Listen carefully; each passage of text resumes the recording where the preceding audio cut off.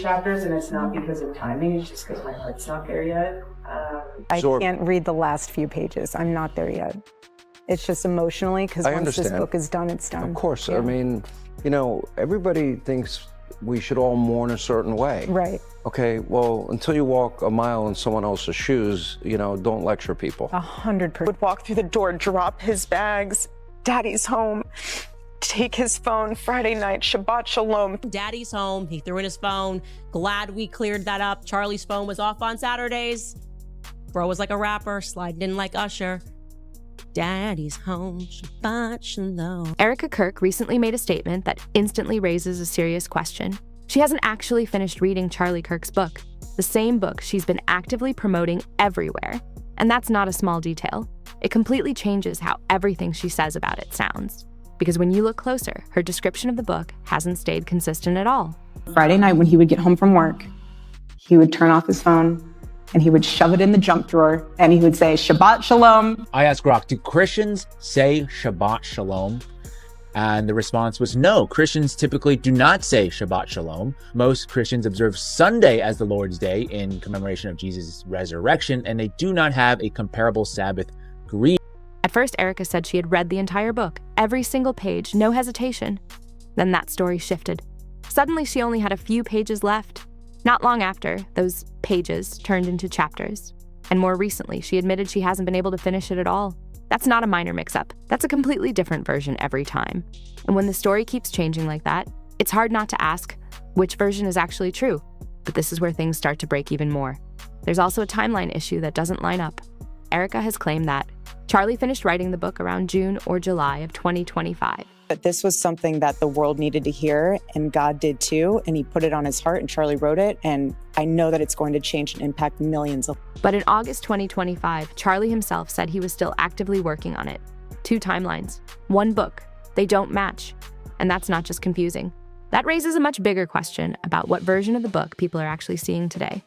And this is where it gets even more layered. Night, Shabbat Shalom, throw it in the junk drawer, and He would come in, open the junk drawer. Everyone has a junk drawer. Open the junk drawer, said Shabbat Shalom, put it in there, turn the phone off, slam the door. And on Friday night when he would get home from work, he would turn off his phone and he would shove it in the junk drawer and he would say, Shabbat Shalom, shove it in the drawer. I gotta be careful the way I say this. 2, they're gonna try to... There are also questions about how the book is being presented. On the cover, the words stop and God stand out in large text, while in the name of is much smaller. Maybe it's just design, but it clearly shapes how the title is read. The cover image has also sparked discussion, with some viewers pointing out details they believe carry symbolic meaning. Nothing is confirmed, but combined with everything else, it adds another layer people can't ignore. And here's where the contradiction really stands out. At the same time all of this is being promoted, Erika has acknowledged she hasn't finished the book. Read it. When? Yeah. As much as I can, driving into the office or... No, but I mean, was it written in its entirety before Charlie died? Yes. It was. Okay. Yes, it was. He finished writing this, I believe, in June or July of this year. So you had read it.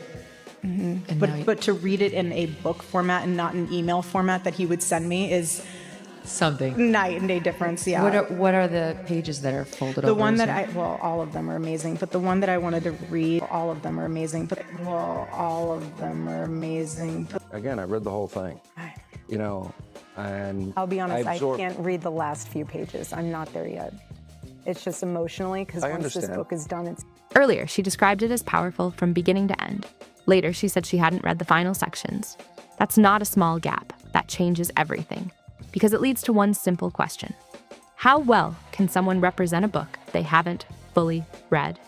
When Erika talks about the book publicly, one detail keeps coming up again and again, the idea that Charlie would say Shabbat Shalom and follow a Sabbath routine. She repeats it clearly, almost word for word, every time. Few chapters, it's not timing, it's not. And there's going to be the first and last time that I read that book for the first time. Well, all of them are amazing. All of them are amazing. All of them are amazing. And that kind of consistency stands out. But here's the part that raises questions. Based on available public material, there aren't widely recognized clips of Charlie emphasizing that exact phrase in the same way. And that gap, it doesn't go unnoticed. So this is where the focus starts to shift.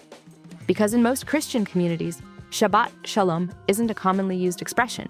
Yes, Sabbath observance can vary, but that specific phrasing isn't typical, which makes one thing very clear. The more it's repeated, the more it stands out. We should also ask a question. Is the media totally presenting the truth when it comes to Israel? Just a question, that maybe we shouldn't believe everything the media says. And that leads to a simple but important question. Why is this one detail being pushed so strongly? And this is where things get more complicated. As this narrative continues to be repeated, more people are starting to question whether it fully reflects Charlie's personal beliefs, or if it represents a version that's been shaped over time. There's no confirmed answer. But when one theme keeps getting spotlighted while others fade into the background, it creates a noticeable imbalance. And then there's the timing. Some have pointed out that before his passing, Charlie had started speaking more openly about certain topics. It's evil. Charlie and I have always been very clear on our stance. Israel, Jewish people. Charlie always would say very clearly, Jew hate was brain rot. He would always say. How that connects to the current framing of the book isn't fully clear, but when you line everything up, it adds another layer to the story, one that still hasn't been fully explained. What is clear, however, is this. There are recorded moments where Charlie directly emphasized his faith in Jesus. Those statements aren't hidden. They're part of the public record. You can go back, watch them, and hear exactly what he said. Have a target on their back.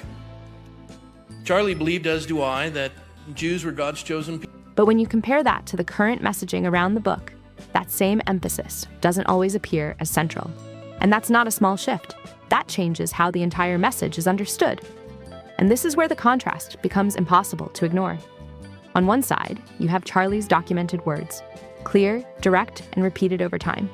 On the other, you have the way his message is now being presented. Two versions, one public figure, they don't fully line up. Whether that comes down to interpretation or something else isn't fully clear, but the gap between those two versions keeps drawing more attention. But this is where things get even more layered. Not defend everything that the Israeli government does, period. You are loyal to one thing only. You are loyal to Jesus Christ. And that is it. That is your standard. Actually, I want all people to come to Christ. You want all people to come to Christ? Yes. Even my Jewish family members. You want us to come to Christ? Yes, I hope you accept Yeshua as the Lord and Savior, because Christ is... I truly believe that the Lord uses everything. And so for me, what I see that as is opportunity. Beyond the Shabbat Shalom focus, there's growing discussion linking Erika and Turning Point USA to messaging that some critics say doesn't fully match Charlie's earlier positions. Candace Owens has also stated that Charlie disagreed with parts of that direction, adding another dimension to the conversation that doesn't confirm anything on its own, but it does raise the stakes. A lot about how a lot of money has been put behind these Judeo-Christian programs, which was something that I would speak about with Charlie, because I do think the evangelical community is feeling that. And let me know if you agree that people are starting to wonder, why does my pastor? And again, it's not every pastor, but it's too many pastors get up on a stage and preach about Megyn Kelly and Tucker Carlson. That is leading to broader questions. And then there's another piece that keeps coming up, ongoing claims that certain episodes of Charlie's show were removed after his passing. According to those claims, some of those episodes addressed concerns about influence within American Christian churches. This hasn't been fully confirmed. That's all pretty amazing evidence, not just intra-biblical evidence, but extra-biblical evidence that Jesus Christ was a real person. He lived a perfect life. He was crucified, died, and rose. But if accurate, that's not a minor detail. That would mean parts of his message may no longer be as visible as before. What is documented, though, is Charlie's final speech at Utah Valley University. In that speech, he once again referenced his faith in Christ, clearly and directly, reinforcing a theme that showed up throughout his public life. That part is not debated. So now the contrast becomes even sharper. On one side, there's the current narrative being promoted. On the other, there are Charlie's own recorded words. And this is where everything starts to feel harder to reconcile. Some see that gap as inconsistency, others see it as interpretation. But either way, it leads to one final question that doesn't go away. Is the message being preserved, or is it being reshaped?